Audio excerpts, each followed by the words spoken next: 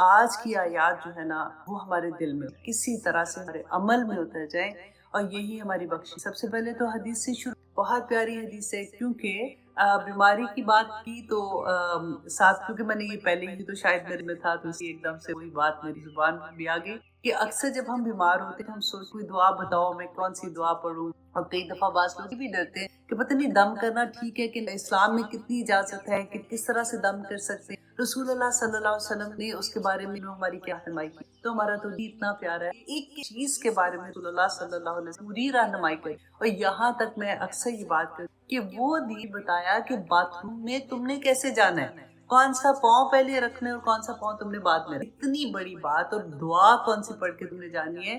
ہماری تو زندگی کا ایک ایک لمحہ، ایک ایک وقت ایسا ہے جو اللہ صلی اللہ علیہ وسلم پوری گائیڈنس ہے ہمارے پاس۔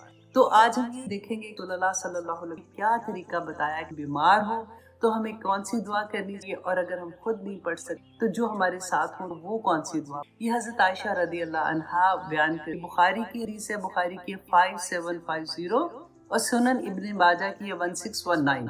اب دونوں جگہ پہ دیکھ لیا کریں کہ تھوڑے سے الفاظ ڈفرنٹ ہوتے لیکن مفہوم ایک ہی ہے، کہ حضرت عائشہ فرماتی رسول اللہ صلی اللہ علیہ وسلم جب گھر میں کوئی بھی بیمار ہوتا تھا تو یہ دعا پڑھا کر، یہ دعا پڑھ کے تو اس پہ دم کیا کر۔ تو حضرت عائشہ نے رسول اللہ صلی اللہ علیہ وسلم سے، تو جب رسول اللہ صلی اللہ علیہ وسلم کا آخری وقت تھا اور آخری وہ بیمار تھے، آپ نے کئی دفعہ سیرت کی جب ہم کلاس کرتے تو آپ نے سنا نا اس کے بارے میں، تو حضرت عائشہ کہتی میں بھی دعا پڑھ کے، تو رسول اللہ صلی اللہ علیہ وسلم کے ہاتھ پہ بھی ہوتا تھا کہ ان کے ہاتھ زیادہ مبارک ہیں، تو وہی ہاتھ ان کے پورے جسم پہ جہاں جانا تو وہاں پھیر دیتے۔ تو وہ دعا کیا ہے، پہلے ہم رسول اللہ صلی اللہ علیہ وسلم اس دعا سے دم کیا کرتے، اذھب الباس رب الناس، کہ اے لوگوں کے رب بیماری کو دور کر دے، واشفی انت الشافی، مجھے شفا دے دے کہ تو ہی شفا دینے والا ہے، لا شفاء الا شفاؤک، کہ کوئی شفا ہے ہی نہیں ہے جب تک اللہ سبحانہ تعالیٰ آپ شفا نہ دے دے،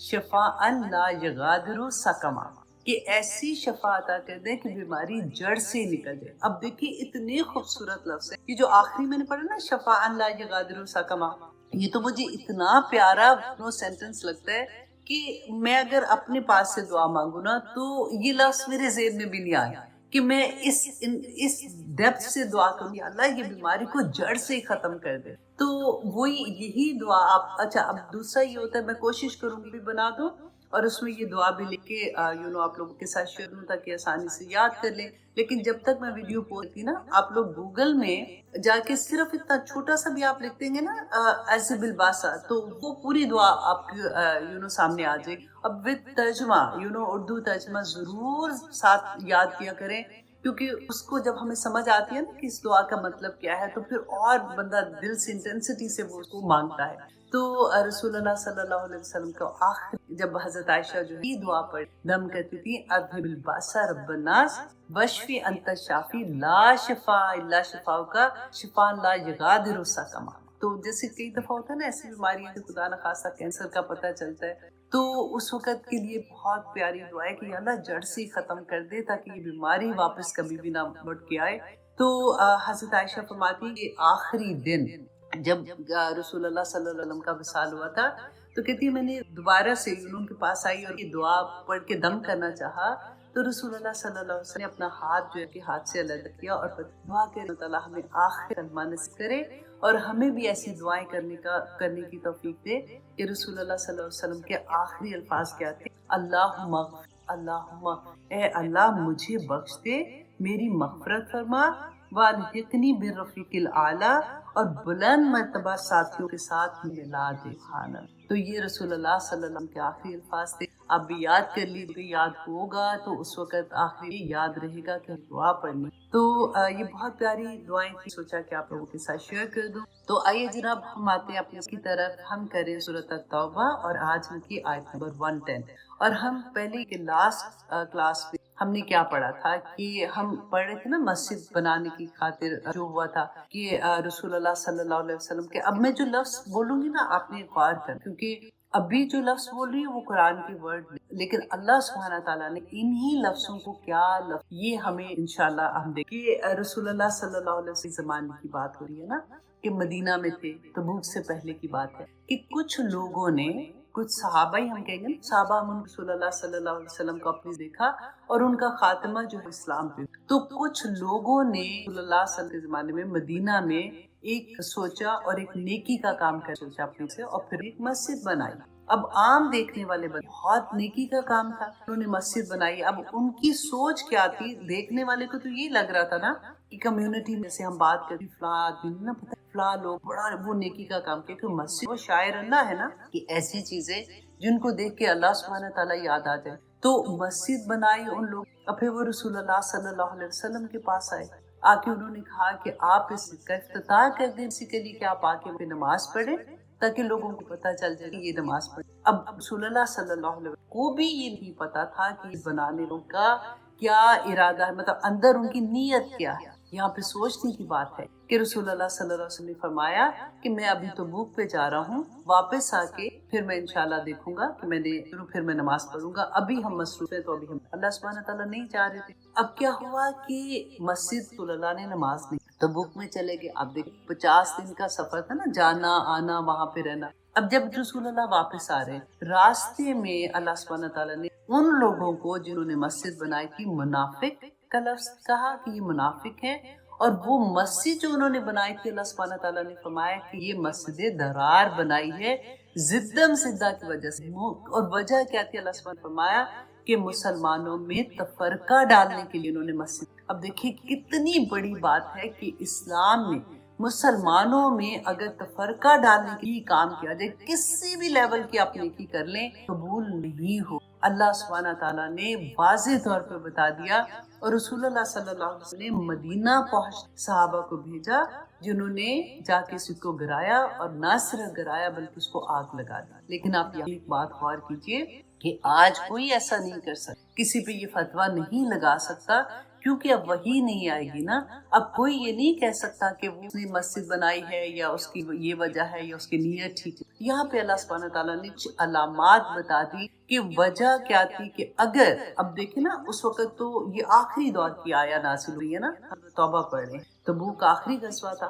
अब अल्लाह सुब्हानहू तआला ने मुसलमानों को रहती दुनिया तक मुसलमानों को बता दिया कि ये सिफात, ये चीजें अगर आपको नजर आती हैं कि कोई चीज ऐसी कर रहा है, इस्लाम का नाम ले, दीन का नाम लेके, अल्लाह का नाम लेके, रसूल अल्लाह की खुशबू का नाम लेके, तो ये समझो अगर वो मुसलमानों में तफरका डाल रहा है ना, तो वो इंसान जो मुनाफिक, वो जगह जो उसने बनाई है, वो जिस तरह की भी जो नाम से भी उसने बनाई है, वो इतनी बड़ी बात है। और आज आप देख हमने क्या किया। आप यहाँ पे एक और एग्जाम्पल मैं आपको बताऊंगी कि देखिए, जब हमने पाकिस्तान में कुर्बानियों से लिया, जिन्होंने कुर्बानियां दी, कभी आप उन सुनिएगा कि उन किस तरह की कुर्बानियां। आज हमने क्या किया पाकिस्तान, हमने, क्योंकि हमें आदत थी ना, हमने दीन के साथ भी, हमने दीन को मजहब बना के टुकड़े टुकड़े कर, वो काफिर, वो गलत, वो मस्जिद वाले ठीक, उनका तो अकीदा ठीक। मैं किसी का नाम नहीं, किसी को ब्लेम नहीं करना चाहती हूँ, मैं सिर्फ आम लोगों को, अपने आप को और अपनी तरह के लिए बताना चाहती हूँ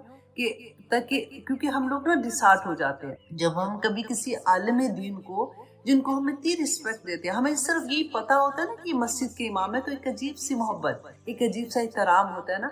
लेकिन कभी हम जब लड़ते, क्योंकि अब मीडिया का दौर, मुसीबत खाना ऐसा आ गया, चीज ओपन हो जाती है, और अब वो ये भी ख्याल नहीं करते कि वो इतना बड़े बड़े नाम है, उनके साथ अल्लाह का नाम जुड़ा हुआ है।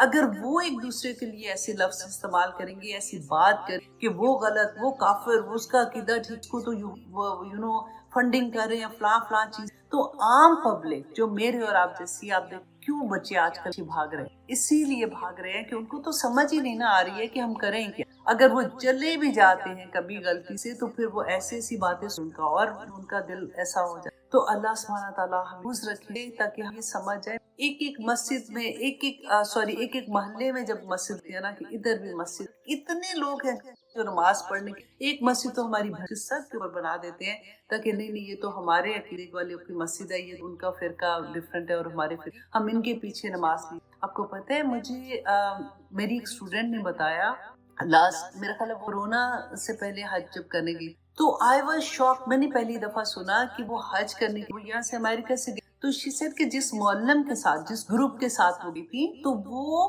مکہ میں جا کے ان امام کے پیچھے نماز نہیں پڑھتے تھے. وہ کہتے تھے نہیں جن کا عقیدہ ٹھیک نہیں. اللہ اکبر. میں تو حیران پریشان، مجھے یقین ہی نہیں آ رہا تھا. پھر جب میں نے ایک دو سے جیسے ہوتا نا کہ بات بندہ کہتا ہے کہ تم نے یہ سنا ہے کہ یہ ایسے بات ہے، تو انہوں نے کہا ہاں یہ تو بات بات ہم نے بھی سنا ہوا کہ ایسے بات. تو کیسی کیسی چیزیں نبی صلی اللہ علیہ وسلم کیا دین. ایک اللہ ہے ہمارا، ایک قرآن ہمارا، رسول اللہ صلی اللہ علیہ وسلم is the last prophet. ہمارا کچھ بھی دو نہیں ہے، تو پھر ہم کیوں اپنے آپ کو اس طرح سے حاصل کر دیں. اسی لیے تو امت میں اختلاف ہو، کسی میں اتحاد نہیں رہا. حالانکہ اتنے مسلمان ہیں، اگر مسلمان اکٹھے ہو جائیں تو آپ سوچیں کہ ہماری طاقت کہاں سے کہاں جائے. ہم نے اکٹھے نہیں ہونا. اللہ اکبر. اب یہاں پہ میں آپ کو جو آپ کو بتا رہی تھی نا، دیکھیں اب یہاں پہ ایسا نہیں ہے کہ اب کوئی کسی پہ ایسا فتویٰ لگا کے دلوں کا حال نہیں پتا ہوتا نا. تو مجھے سبق یاد کر رہی تھی جب میں اور اگلی آیت یہ دیکھ رہی تھی، تو مجھے یاد آیا کہ آپ کو یاد ہے، آپ میں سے اگر کسی کو یاد ہے نا تو پلیز لکھیے آن لائن کہ 2007 آپ لوگوں کو یاد ہے. آئی تھنک 3 جولائی سے 13 جولائی کے اندر کیا ہوا. آپ ذرا سوچ کے بتائیے، کیونکہ اتنا بڑا واقعہ ہوا تھا کہ ہمیں بھولنا نہیں چاہیے. اور ہماری یہی عادت ہو جاتی ہے، اکثر ہم بھول جاتے ہیں چیزوں کو. اور ہوتی ہیں یہ لال مسجد کا واقعہ ہوا تھا، مسجد حفصہ اور لال مسجد 3 جولائی سے 13 جولائی تک. جو اللہ کو ہے جہاں سے یہ سٹارٹ ہوا کہ کچھ مسجدیں گرائی گئی، کے اوپر علماء نے مظاہرے کیے کہ یہ غلط ہوا. اس میں اس وقت حکومت نے یہ کہا کہ کیونکہ یہ جو مسجد یہ زبردستی کی جگہ پہ بنی تھی، تو اس لیے اس کا قبضہ نہیں تھا، تو اس لیے ان کو گرا دیا. اس میں پڑھی تھی کہ یہ مسجد امیر حمزہ آئی تھنک مسجد کا نام تھا، کہ وہ 100 سال پرانی تھی. ایون جب پاکستان بنا تھا نا، اس سے بھی پہلے کی مسجد تھی. تو وہ تو کسی کی ایسی ملکیت نہیں تھی نا. تو کس طرح سے بہانے کا حکومت اس وقت ایسے کہ کسی کا بس نہیں چل رہا ہوگا یا کیا نہیں ہوا تھا. مجھے یاد ہے اس زمانے میں توبہ استغفار کے آگے بیٹھے رو رہے ہوتے، اللہ یہ کیا ہو رہا ہے اور کیا کچھ ہوا تھا. مسجدیں آج جب ہم اقتدار میں آتے ہیں نا، کبھی بھول جاتے ہیں اسی اللہ کے سامنے حاضر. ہم اتنے بڑے دیکھیں اس زمانے میں جن کا بھی جو مین تھے نا، غازی برادران تھے شاید، جو میں ابھی ریکال کر رہی ہوں ساری. اللہ اکبر. تو اگر انہوں نے دیکھے کچھ غلط کیا تھا نا، یا بات کچھ غلط کی، کچھ ایسے مذاکرات ٹھیک نہیں ہو رہے تھے، تو قانون کے تھرو ان کو سزا دی جا سکتی تھی، ان سے بات کی جا سکتی. مار دی. اور کتنی طالبات، کتنی اسٹوڈنٹ ہاسٹل میں جو رہتی تھی، تہجد گزار بچی کے اندر سارے لوگوں کو جلا دیا. کس طرح سے ان کو مار دیا. تو آج کل پتہ ہے اپنی مسلمانوں کی باتیں تکلیف ہے. جب میں یہ مسجد کا پڑھی، بار بار یہ چیز آ رہی تھی، اسے ماننے میں نہیں بے بسی تھی کہ کر نہیں نہ سکتا کچھ بھی. ہم تو ہوتا ہے نا، ابھی بھی آپ دیکھیے ہم کچھ نہیں کر سکتے. اپنے ملک کا جو حال دیکھتے ہیں، بولیں گے تو زبان کٹ جائے گی، یہ کریں گے تو مار دیں، جو کچھ بھی ہو رہا ہے. تو اللہ سبحانہ تعالیٰ سے دعا کرے اللہ تعالیٰ ہم سب پہ اپنا ہمارے سلامتی. ہمارے ملک میں جو اتنا اس وقت غربت کا جو حال ہے، میں لوگ جن سے بھی بات کروں، کیونکہ اب اسٹوڈنٹ ہے اتنے زیادہ، کسی میسج تھرو بات ہو کسی طرح سے، تو بڑی تکلیف ہے. اللہ سبحانہ تعالیٰ ہم مسلمانوں تو اللہ کے دینے والے، ہم تو رسول اللہ صلی اللہ علیہ وسلم مشکلات میں اللہ سبحانہ. تو آئیے جناب ہم دیکھتے ہیں اسی مسجد کے بارے میں میں آپ کو بتا رہی تھی، اسی کی آخری آیا ہے. اللہ سبحانہ تعالیٰ فرماتے ہیں آیت نمبر 110، لا یزال بنیانہم، کہ ہمیشہ رہے گی عمارت ان کی، الذی بنو، وہ جو انہوں نے بنائی، ریبتن فیم، ان کی شک کا باعث ہو. کیوں شک کا باعث ہو؟ کیونکہ جس مقصد سے وہ مسجد بنائی تھی نا، اپنی طرح سے تو بڑے خوش تھے کہ ہم نے بڑا نیکی کا جو کام کیا نا، ہم نے بیوقوف بنا دیا لوگوں، تو اب دیکھنا ہماری تو اتنی عزت ہوگی، تو ہمارا جو مقصد ہے ہم اس کو پورا کر سکیں. تو جب مسجد گرا دی گئی تو اس کے بعد تو یہ نہیں سمجھ آئی کہ یہ کیا ہوا ہے، کیونکہ ان کو پھر یہ سارا وقت شک ہو کہ ہمارے بارے میں یہ آیا نازل ہو، اب ہمارے ساتھ پتہ نہیں کیا ہوگا، اب کیا ہمیں مار دیں گے، ہمیں یہاں سے نکال دیں گے، یا ہمارے کاروبار کا کیا ہوگا، ہمارے خاندانوں کا کیا ہوگا. تو یہ ایک شک جو ہے نا، اللہ سبحانہ تعالیٰ فرماتے ہیں الا ان تقطع قلوبہم، یہاں تک کہ ٹکڑے ٹکڑے ہو. محاورتاً استعمال ہوا ہے کہ جیسے ہوتا ہے نا کہ مطلب جیسے کبھی ہم بات کرتے کہ کینسر اس کے پورے جسم میں پھیل گیا، کہ نفاق ان کے پورے اندر اس طرح سے پھیل گیا کہ جب تک ان کے ٹکڑے ٹکڑے نہ ہو جائے، موت کے منہ میں نہ چلے جائے نا، وہ نفاق ان کے اندر سے ختم نہیں ہوئی. نا انہوں نے جرأت بھی کتنی بڑی کی کہ مسجد بنا کے کیا کہ مسلمانوں میں اختلاف پیدا کرنی، اور اتنا بڑا گناہ اللہ سبحانہ قیامت تک اب ان لوگوں کو اللہ سبحانہ تعالیٰ سے معافی نہیں ہے. واللہ علیم حکیم، کہ اللہ بڑا علم والا ہے اور اللہ بڑی حکمت والا ہے، اللہ جانتا ہے. دیکھیں جب علیم کا بھی لفظ پڑھتے ہیں نا، آپ یوزلی جب آیات پڑھتے ہیں نا، اس کے آخر میں اللہ سبحانہ تعالیٰ کی جو صفات ہوتی ہیں غور کیا کہ جو اللہ سبحانہ تعالیٰ اوپر بیان کر رہے ہوتے ہیں نا، اسی کے مطابق صفات لے کے آتے ہیں. کیونکہ جیسے تقدیر کا معاملہ ہے نا، تو تقدیر ہم اکثر یہ کہتے ہیں کہ کیا کرے، تقدیر میں تھا تو ایسے ہی تو کرنا تھا. تو ہم یہ بھول جاتے ہیں کہ تقدیر جو ہے وہ اللہ سبحانہ تعالیٰ کا علم ہے، اللہ کا حکم نہیں ہے. اللہ سبحانہ تعالیٰ نے ایسے نہیں کہ حکمن کہا کہ یہ اس کے ساتھ یہ ہوگا وہ ہوگا وہ ہوگا، تو یہ اللہ سبحانہ تعالیٰ کا علم ہے. اللہ سبحانہ تعالیٰ تو وقت کے اندر نہیں ہے نا، اللہ سبحانہ تعالیٰ کو پتہ ہے. یہ جو ہماری روحیں تو دنیا جب بنی تھی 50,000 سال پہلے بن گئی، اور ماں کے پیٹ میں بچے کا لکھ دیا جاتا ہے کہ اس نے کون سے دن میں آنا ہے اور کون سا دن اس کا قبر کے اندر، یہ بھی لکھ دیا جاتا ہے کہ اس کا رزق کیا ہو. تو اللہ سبحانہ تعالیٰ تو جانتے ہیں نا کہ جو روح اس دنیا میں آئے گی وہ آخر وقت تک اس کا وقت کیسا ہوگا. اللہ سبحانہ تعالیٰ نے قلم کو کہا تھا کہ لکھ، قلم نے کہا تھا کہ کیا میں لکھوں، تو اللہ سبحانہ تعالیٰ نے کہا تھا ہر چیز کی قدر لکھی، ہر چیز کی، ہر چیز. دیکھیے میں پڑھی تھی جب، تو مجھے بار بار وہی بات ہم لوگ کر رہے ہوتے ہیں کہ اللہ سبحانہ تعالیٰ نے فرمایا کہ ہر چیز گنی ہوئی ہے اللہ سبحانہ تعالیٰ کے پاس. یہاں تک کہ دیکھیے ریت کے ذرے، ایک پتا بھی درخت سے، آپ کبھی خزاں کا ٹائم آپ کو یاد ہے پتوں سے بھرا ہوتا ہے، سارے پتے گر جاتے ہیں، اللہ سبحانہ تعالیٰ نے فرمایا ایک پتا بھی نہیں گرتا کہ اللہ سبحانہ تعالیٰ کو اس کا بھی. تو کیا ہمارا علم، ہم سانس بھی لیتے ہیں تو اللہ سبحانہ تعالیٰ کو علم ہوتا ہے کہ ہمیں سانس جب لی تو کیسے لی اور اندر والی سانس لی. تو اللہ سبحانہ تعالیٰ سے دعا کرے کہ ہمارے عمل ایسے ہو جائے جو ہمیں 24 لمحے رہا ہے، تو ہمارے عمل اتنے پیارے ہو جائیں کہ اللہ سبحانہ تعالیٰ قبول کر لے. کیونکہ اتنے بڑے سودے آگے اللہ سبحانہ تعالیٰ نے ہمیں بتائے ہیں. اور اب آیت نمبر 111 honestly فیورٹ ترین آیات میں سے ہے.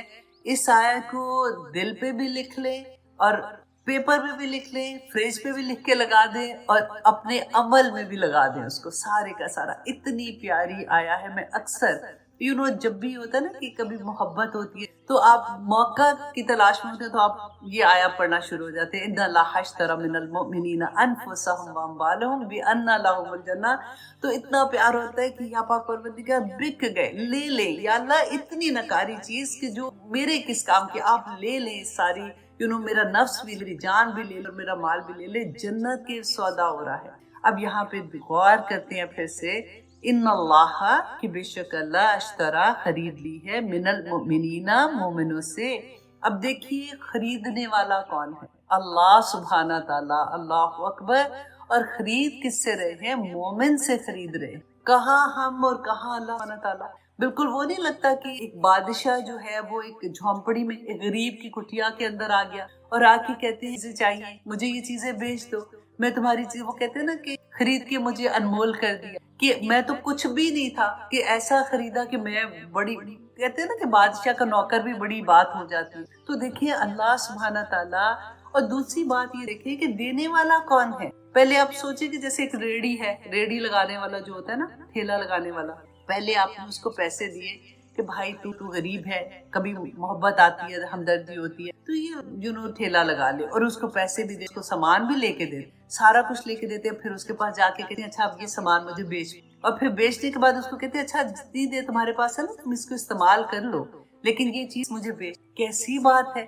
اللہ سبحانہ تعالیٰ مومنوں سے سودا کیا کر رہے ہیں کہ ان اللہ اشتری من المؤمنین انفسهم واموالهم، ان کی جانیں اور ان کا مال، کس کے عوض؟ بِأَنَّ لَهُمُ الْجَنَّةَ. اللہ اکبر. جنت کے عوض خرید رہے، جنت بکنے لیے آ گئی. بس یہ سوچئے کہ اللہ سبحانہ تعالیٰ کی جنت جو ہم ہر دفعہ، ہم میں سے ہر ایک کا دل چاہتا ہے نا اور خواہش، انشاءاللہ ہم نے تو جنت میں جانا ہے. تو اللہ سبحانہ تعالیٰ نے قیمت یہ بتا دی کہ جنت ہمیشہ بکنے. دنیا میں جب تک ہماری زندگی ہے نا اور جب تک یہ دنیا رہے گی، بیچنے والے نے کہہ دیا کہ یہ بیچنے والی چیز یہ بک کے لیے آ گئی ہے.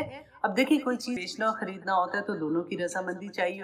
اب خریدنے والا اگر خریدنا چاہ رہا ہے اور بیچنے والا بیچنا نہیں چاہ رہا تو خریدنے والا کیا کرے گا؟ اور اگر کوئی خریدنے والا چاہ رہا ہے کہ میں یہ بیچ دوں، سوری بیچنے والا چاہ رہا ہے کہ میں اس کو بیچ دوں، اور وہ لینا ہی نہیں چاہ رہا، تو پھر بھی بات نہیں بنے گی۔ تو دونوں کی رضامندی یہاں پہ اللہ سبحانہ تعالیٰ فرما رہے ہیں کہ جنت کے عفظ اس دنیا میں رہتے ہو یہ سودا کر لو، اپنی جانیں اور اپنا مال اللہ کو دے دو، اللہ سبحانہ تعالیٰ تمہیں اس کے عفظ اللہ سبحانہ تعالیٰ تم کو جنت عطا کرے۔ اب یہاں پہ غور کیجئے، یہ جو سودا ہو رہا ہے نا، یہ نقد نہیں کہ اچھا جی یہ جان لے اور یہ مال لے لے اللہ سبحانہ تعالیٰ اور مجھے جنت میں فوراً بھیج، ایسا نہیں ہے۔ یہاں پہ اللہ سبحانہ تعالیٰ نے اور کتنی مسیح کی بات ہے کہ اللہ سبحانہ تعالیٰ کہتے ہیں اس دنیا میں مجھے یہ دونوں چیزیں دو، جب تم اس دنیا سے جاؤ گے تو پھر تم کو جنت ملے۔ اب ہوا کیا؟ اب دیکھیں کہ اگر کوئی ہم چیز خرید لی، اب دیکھیں ہم کسی کے ساتھ ایسے ادھار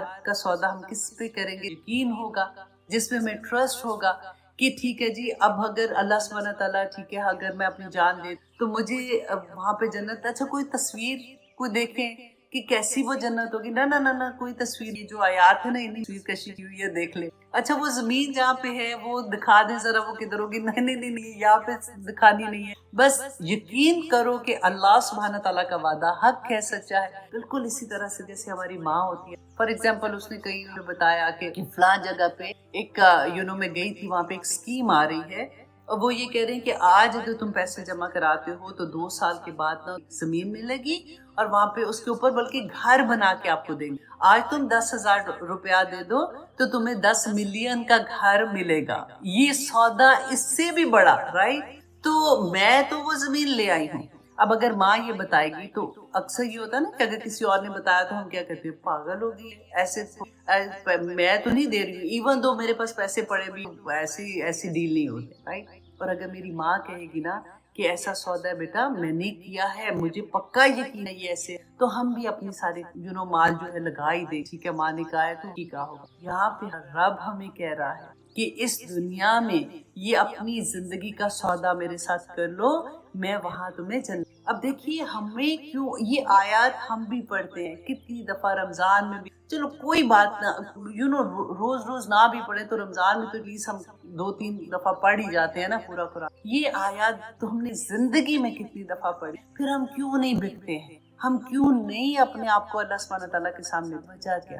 ایسا کیا تھا کہ رسول اللہ صلی اللہ علیہ وسلم میں جب وہ صحابہ کی زندگی ان کا بکنا کیسے تھا؟ جب وہ لا الہ الا اللہ نہیں ہے، سب سے پہلے سب چیزوں کی نفی کہ نہیں ہے کوئی معبود سوائے اللہ کی۔ ہمارے ذہن میں کیا آتا ہے کہ جب ہم کہتے ہیں نا کہ نہیں ہے کوئی عبادت کے لائق، تو ہمارے ذہن میں ظاہری عبادات آ جاتی، جیسے نماز ہے تو ظاہری عبادت، جیسے ہم جائیں گے وضو کریں گے اللہ اکبر کہہ کے نماز پڑھ، ہمیں اس کی روح نہیں ملتی، ہمیں عبادت کی روح کا سمجھ نہیں آتی کہ یہ کیوں اللہ سبحانہ تعالیٰ نے ہمیں بچوں کو کہتے چلو نماز پڑھو نماز پڑھو نماز پڑھو، تھوڑی دیر پڑھیں گے وہ بور ہو جاتے، کیوں؟ ان کے پاس کوئی مقصد نہیں ہے، ان کو پتہ ہی نہیں لگ رہا ہوتا کہ یہ نماز ہم کیوں پڑھ رہے ہیں، رائٹ؟ تو اگر میں اپنے ایکسپیرینس سے چھوٹا سا ساتھ شیئر کر دیتی ہوں کہ نماز کے وقت نا جیسے میں یہ سوچا کرتی ہوں جس زمانے میں اپنے آپ کو عادت ڈال رہی کہ کیونکہ یہ میرے رب کا حکم ہے، اور اللہ سبحانہ تعالیٰ پورا قرآن جو ہے وہ اللہ سبحانہ تعالیٰ کے احکامات ہیں کہ ہماری زندگی کیسے گزرنی ہے، ہمارا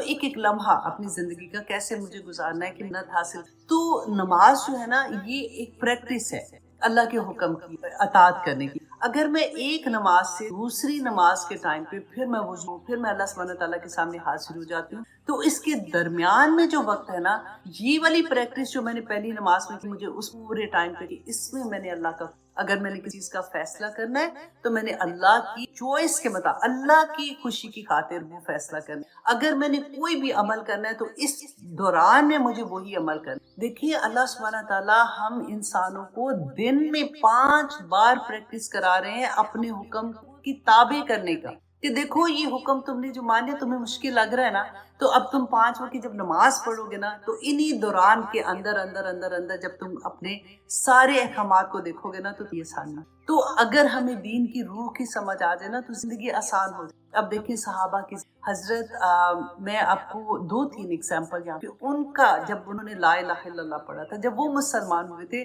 جیسے ہم مسلمان ہیں، تو ان کی زندگی میں کیا ہوا تھا کہ حضرت عبداللہ بن حذیفہ رضی اللہ عنہ کی ایگزامپل میں آپ کو، حضرت عمر کے زمانے میں ये फौज गई थी ईरान किसके साथ लड़ाई थी, कैसर रोम के साथ लड़ाई, बहुत बड़ी जंग हुई। तो अब मुसलमान जो थे वो तादाद में इतनी ज्यादा नहीं थी, लेकिन इन फतह हो गई। तो जब ये लोग वहां पे गए, अब्दुल्ला बिन हुज़ैफा कहते हैं कि इनको वहां पे कैसर सिपाही जो उन्होंने उनको और कुछ और मुसलमान थे उनको कैद कर। अब कैसर रोम सुना हुआ था कि ये जो कौम है मुसलमान, ये बड़ी अजीब कौम है कि ये परवाह भी नहीं करते। अगर इनको हुक्म ये आ जाता है ना कि समंदर में घोड़े दौड़ा दो, तो ये वहां घोड़े अपने दौड़ा देते हैं। ये इनको बस एक हुक्म मिलता है तो ये अपने सरनगू कर देते। उसने कहा कि अच्छा, इसमें हज़रत हुज़ैफा का नाम उन्होंने सुना हुआ था। उन्होंने कहा कि इसको जरा बुला के लाओ, मैं देखना चाहता हूँ कि इसका ईमान किस लेवल।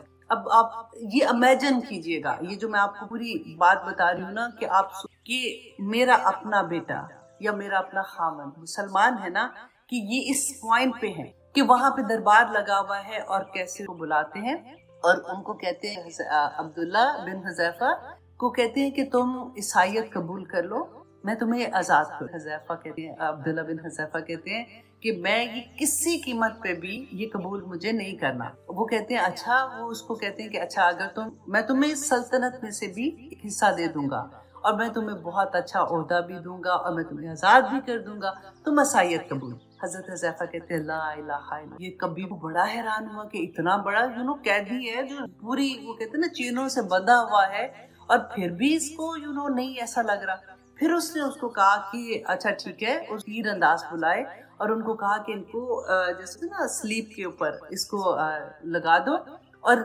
तीर जो है वो उसके इर्द गिर्द, इसके हाथ और पांव के इर्द गिर्द चलाओ और ये इतना बस कर दो कि ये जख्मी, इसको मौत ना आए। तो कहते हैं कि उन्होंने तीर चलाए, जब वो एक दफा भी उन्होंने अपनी जुबान से जैसे उफ होता है ना वो भी निकाला, तो जब वो तीर अंदाज रुके तो फिर कैसर रोम ने कहा तुम अभी भी ईसाईयत कबूल कर लो, मैं तुम्हें देता हूँ। और अलबदाया व नहाया में यहाँ तक भी है कि उसने कहा कि मैं अपनी बेटी से तेरी शादी कर दूंगा, क्योंकि ये वापस जब गए तो इन्होंने अपनी बड़ी सारी, इन्होंने फिर ये कहा कि ला इलाहा इल्लल्लाह। अब देखिए फिर उसके बाद उसने क्या कहा कि हुक्म दिया कि एक बड़ी सी देग लाओ और उसके अंदर तेल डालो और आग जलाओ। जब तेल बिल्कुल उबलने लगा ना, तो उसने कहा कि 2 कैदियों को बुलाओ और उसके सामने, उनके सामने उनको उसके अंदर, तेल के अंदर है। अल्लाह अकबर।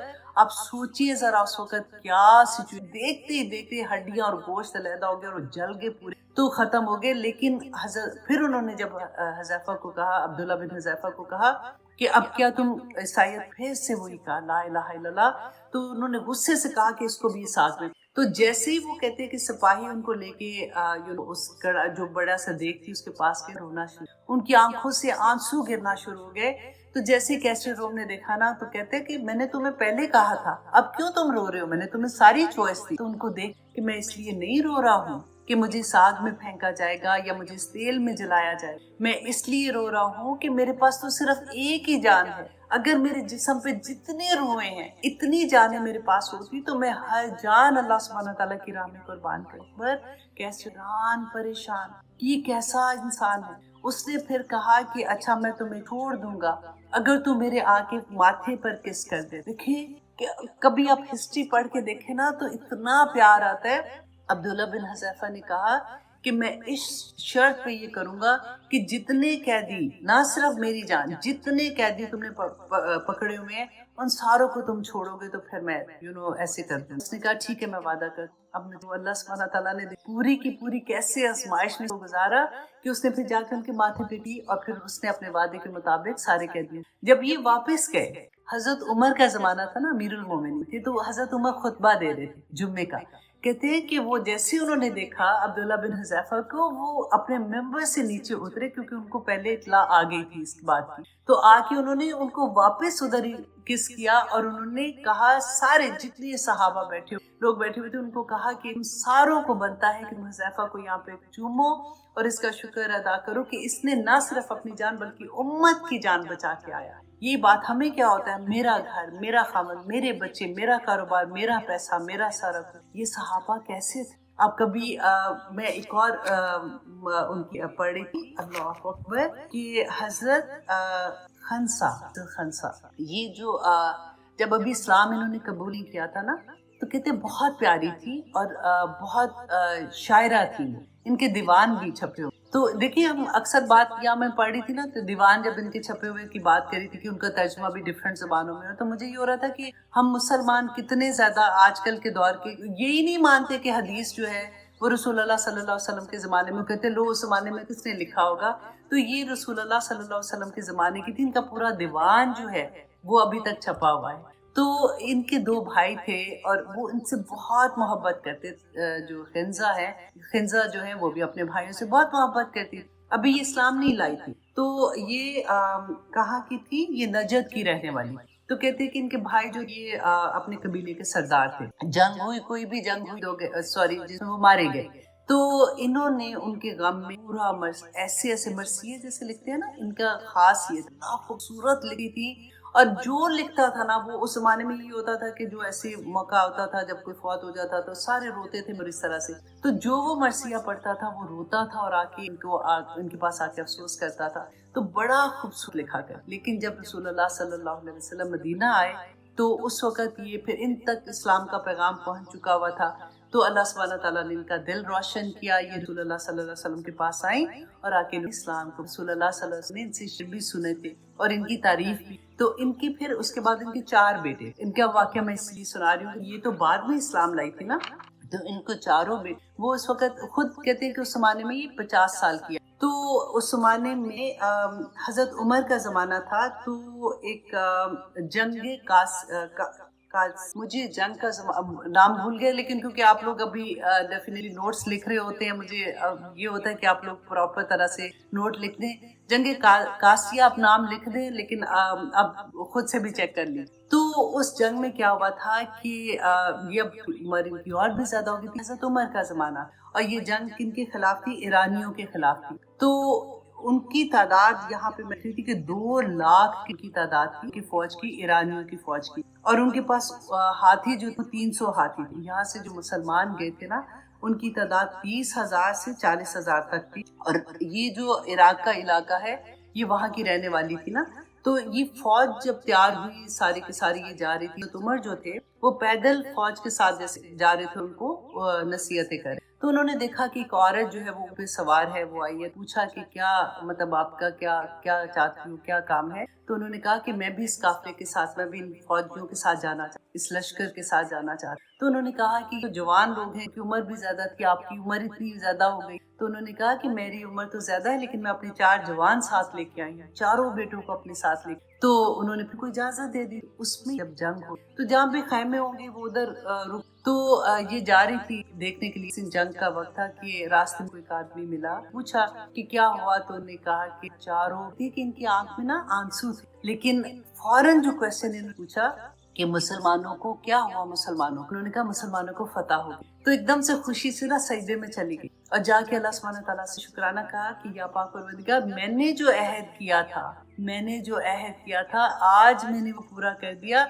मैंने अपने चारों बेटों को आपकी राह में निछावर। ऐसी माए थी, वही हमारी तरह की इंसान थी ना, उनको भी दर्द होता था, उनकी भी सुबह शामें। और हजरत एक और मैं पढ़ी थी, हजरत खबाब बिन अरद के बारे में, कि हजरत उमर के साथ बैठे हुए थे। तो कहते उमर अमीरुल मोमिनीन उस वक्त। तो उन्होंने कहा कि क्योंकि मक्का में ये लोग इकट्ठे होते, तो ऐसे बातें कर रहे थे। तो कहते हैं कि हबाब जरा मुझे सुनाओ वो वक्त की बात कि जब मुशरिकीन मक्का इतना जुल्म किया करते, तो तुम्हारे साथ क्या हुआ? तो हजरत खबाब कहते हैं मैंने अपनी बैग से कमीज पहनी थी, ऊपर कर दिखाया।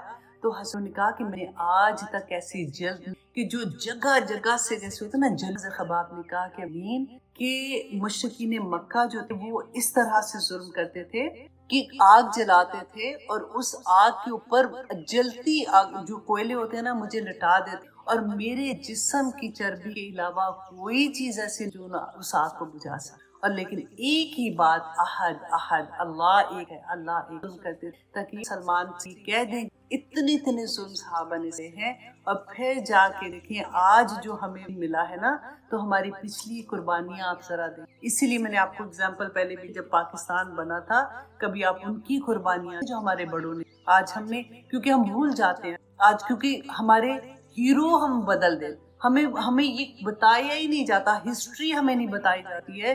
ہمارے ہیرو جو جن کو پیچھے ہم نے لگنا تھا، جنہوں نے اسلام کی دین کی خدمت کی، پاکستان بنانے کے لیے کیسی کیسی جانیں دی، ہمیں کون بتائے گا آپ کو؟ پھر ہمیں ایسے ایسے لوگوں کے پیچھے لگا دیا، ایسے ایسے ہیروز کے پیچھے، ہیروئن کے پیچھے لگا دیا کہ ہم نے اپنے آپ کو اسی طرح سے بنانا شروع کی. میرا لائف سٹائل ایسا نہیں ہوگا تو شاید میری تو اگلی جان ہی نہیں، اگر مجھے یہ مل جائے گی. ہم چھوٹی چھوٹی میں اپنے آپ کو ختم. اور اللہ سبحانہ تعالیٰ ہے، اللہ اکبر، کہ ان اللہ اشتری من المؤمنین انفسهم واموالهم بان لهم الجنہ.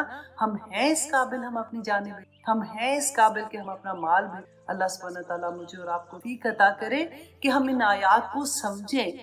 ہمیں دیکھیے کوئی بھی نہ بتائے ہمیں، پھر بھی اگر قرآن ہماری کھل جائے، ہم ورڈ ٹو ورڈ ٹرانسلیشن بھی پڑھ لیں گے نا، تو عمل کرنے والی آیات ہمیں بینہ سمجھ آ جائیں، سوائے ان آیات کے جو اللہ سبحانہ تعالیٰ فرماتے ہیں جو مشتبہ آیات ہیں، ان کا ہماری عمل کے ساتھ کوئی تعلق. وہ جنت دوزخ کے بارے میں کہ وہ ایسی ہوگی، وہ ایسی ہوگی، اگر نہ بھی نظر آئے تو تب بھی اتنی بین آیات ہیں کہ ہمیں جنت بھی واضح طور پہ نظر آتی ہے اور ہمیں دوزخ بھی واضح طور پہ نظر آتی ہے. لیکن قرآن اس کو سمجھیں گے تو پتہ چلے گا. میں کہ قسمت والے ہو آپ لوگ بھی، اور اللہ سبحانہ تعالیٰ کا احسان ہے میں بھی کہ ہماری سے قرآن کھل گیا. دعا کریں کہ یا پاک پروردگار ہماری اولادوں کی نصیب میں یہ کر دے کہ ان کی زندگی قرآن، کیونکہ واللہ قرآن نہیں لے گا تو کتنی بھی نیکیاں کر لیں گے تب بھی دین کی سمجھ نہیں آ سکتی. نیکیاں تو کافر، نیکیاں تو وہ عورت بھی کرتی ہے جو ساری رات اپنا جسم بیچ کے آتی ہے. نیکیاں ایسے نہیں ہے کہ کر لی تو بھی پار، جنت نہیں ہے. اللہ سبحانہ تعالیٰ فرماتے ہیں ان اللہ اشتری من المؤمنین انفسهم واموالهم بان لهم، کہ آج اگر سودا کریں گے نا تو کل کو جنت ملے گی. آج اگر سودا نہیں کریں گے، آج ہمیں یہی تکلیف ہوگی کہ ہسبینڈ کو پسند نہیں، میرے ماں باپ کو یہ پسند نہیں، سوسائٹی کیا کہے گی، سوسائٹی میں رہتے ہوئے کیا میں سانس نہ لوں، اب کتنا کریں گے، اب اتنا تو نہیں کر سکتے، اب یہ نہیں ہو سکتا، وہ نہیں ہو سکتا. کب ختم ہوگی یہ ساری؟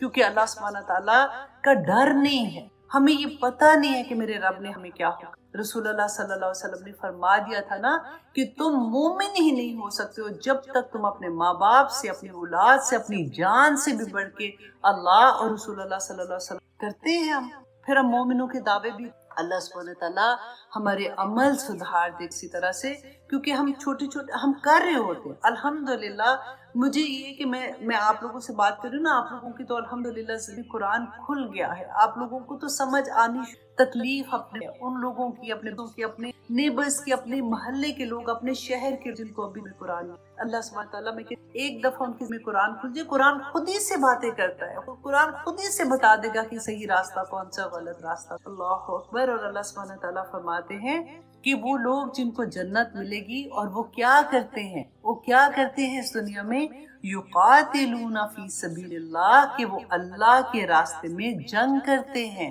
یقاتلون فی سبیل اللہ کی راہ میں جنگ کرتے، اللہ کی راہ میں اپنے نفس سے جنگ کرتے، اللہ کی راہ میں اپنے گناہوں کے ساتھ جنگ کرتے، اللہ کی راہ میں ہر اس چیز سے جنگ کرتے ہیں جو اللہ کے حکم کے اگینسٹ آ جاتے. یہ لوگ ہیں جنہوں نے جنت کی دنیا میں سودے کیے ہیں. ایسے تو نہیں اللہ سبحانہ تعالیٰ آخرت میں نور کے ممبروں پہ بٹھا دے گا. وہ جو 50,000 سال کا دن ہوگا، اللہ سبحانہ تعالیٰ مومن کو تو کہتے ہیں اللہ کہ مومن تو یوں جیسے ادھر کھڑا اور وہ جنت میں چلا گیا، اس کو تو انتظار بھی نہیں کرنا پڑے گا.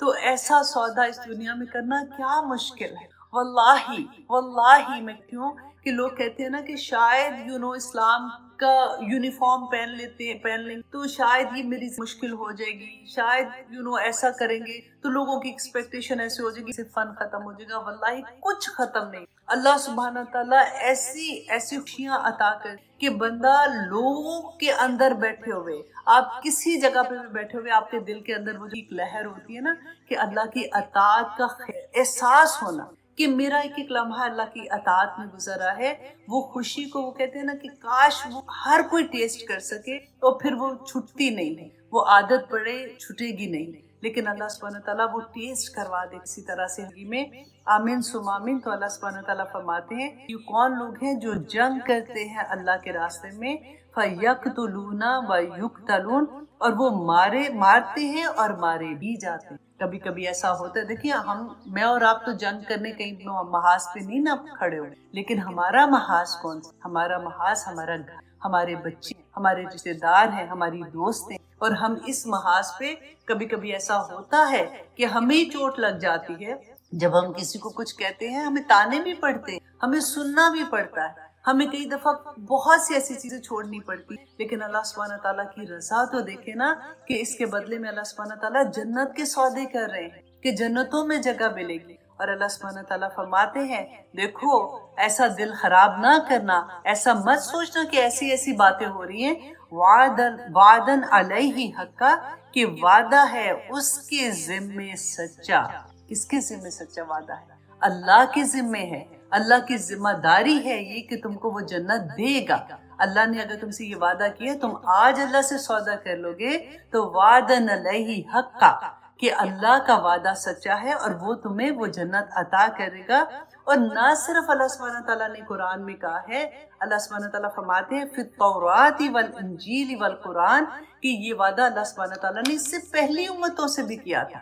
تورات میں بھی اللہ سبحانہ تعالیٰ نے کیا تھا، انجیل میں بھی کیا تھا، اور قرآن میں تو ہم دیکھ ہی رہے ہیں نا۔ تو آئیے ہم دیکھتے ہیں کہ تورات میں کیا تھا کہ اللہ سبحانہ تعالیٰ نے فرمایا، ابھی تو کہتے ہیں نا کہ تورات جو ہے وہ کافی چینج ہو، اس کے باوجود بھی تورات میں استثناء باب نمبر 7 آیت نمبر 11 سے 13 میں آپ کے سامنے رکھتی ہوں کہ اللہ سبحانہ تعالیٰ فرماتے ہیں کہ اس لیے جو فرمان آئین اور احکام میں تجھے بتاتا ہوں تو ان کو ماننا اور ان پر عمل کرنا، اور تمہارا ان حکموں کو سننے، ماننے اور عمل کرنے کے سبب سے خداوند تیرا خدا بھی تیرے ساتھ اس عہد اور رحمت کو قائم رکھے گا جس کی قسم اس نے تیرے باپ دادا سے کھائی ہے، اور تجھ سے محبت کرے گا اور تجھ کو برکت عطا کرے گا اور اس کو اور بڑھا دے۔ دیکھیں یہ اللہ سبحانہ تعالیٰ کا وعدہ ہر امت کے ساتھ، اور انجیل کی متی کی انجیل جو ہے نا، اس میں باب نمبر 19 آیت نمبر 29 میں